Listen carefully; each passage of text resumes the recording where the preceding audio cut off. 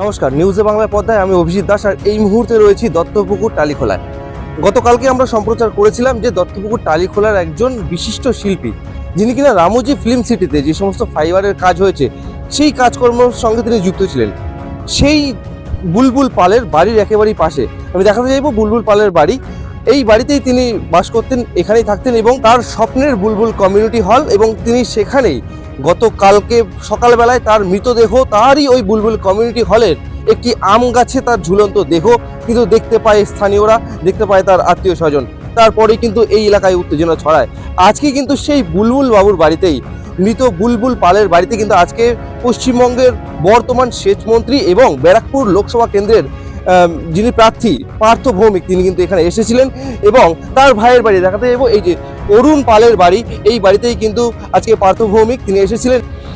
না, এখানে মানে বলার ভাষা নেই। মানে আমার সাথে ওনার অনেক দিনের সম্পর্ক ছিল। আমি লাস্ট দিনও যখন এসেছিলাম নিজের হাতে আমাকে চা খাইয়েছিল। খুব প্যাথেটিক। আমি দেখছি যে পুলিশ প্রশাসনের সাথে কথা বলে হোয়াট ইজ হোয়াট সেটা বার করা অত্যন্ত জরুরি।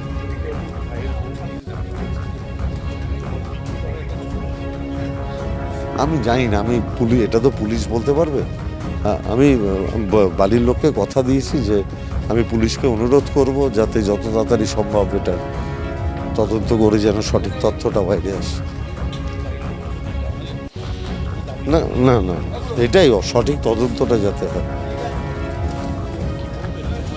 না মানে খুব খারাপ, মানসিকভাবে ভেঙে পড়ার মতো ঘটনা। আর আমার খুব পূর্ব পরিচিত ছিল, খুব খারাপ লাগছে। এই মুহূর্তে আমাদের এখানে রয়েছেন স্থানীয় সদস্য, আমরা তার সঙ্গে কথা বলার চেষ্টা করব। দিদি, আজকে তো সেচমন্ত্রী আসলেন, আপনি ছিলেন, কি বললেন তিনি? উনি বললেন আমার মাথায় এটা ঢুকেছে, আমার রানপুরিকের তার থেকেও বেশি ছিল বুলবুল, আমি এই ব্যাপারটা দেখব, চেষ্টা করব। আপনাদের কি মনে হয় কি কারণে বুলবুল বাবু এইখানে?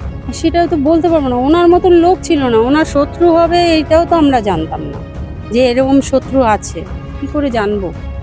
মানে তার যে ঝুলন্ত দেহ, হ্যাঁ, এটা দেখে আপনাদের কি মনে হচ্ছে? তিনি কি আত্মহত্যা করেছেন নাকি?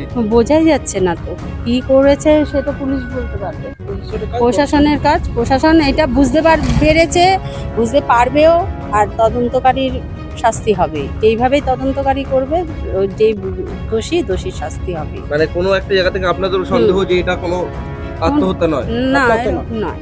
নয় নয়, আপনারা দোষীদের শাস্তি চাই। কথা বললাম আমরা স্থানীয় যিনি সদস্য এখানকার, তার সঙ্গে আগামীতেও আমরা এই সম্পূর্ণ তদন্ত হয়ে যাওয়ার পরে আমাদের চ্যানেলের মাধ্যমে আপনাদের কাছে দেখাতে চাইব যে মূল ঘটনাটা কি ঘটেছিল, বুলবুলবাবু আদতেই আত্মহত্যা করেছিলেন নাকি তাকে কেউ হত্যা করেছিল।